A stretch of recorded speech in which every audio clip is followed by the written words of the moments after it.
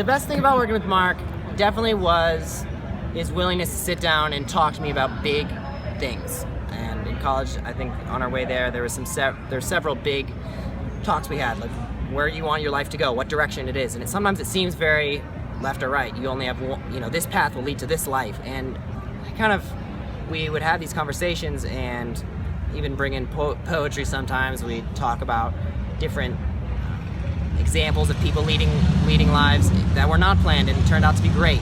And we just entertained a whole list of big emotional and mental possibilities of where you're going to go with your life. And that sometimes was hard, but definitely the most comforting and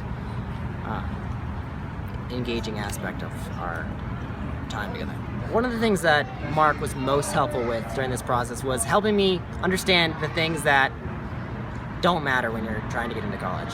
Everyone kind of has this preconceived example of if you do all these activities or if you do XYZ, colleges will like that and you'll get in.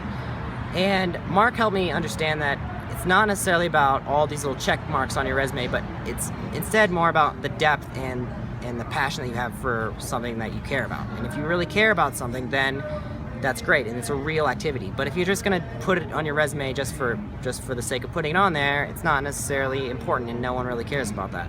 Mark helped me understand what I should focus my energy most on and what mattered the most.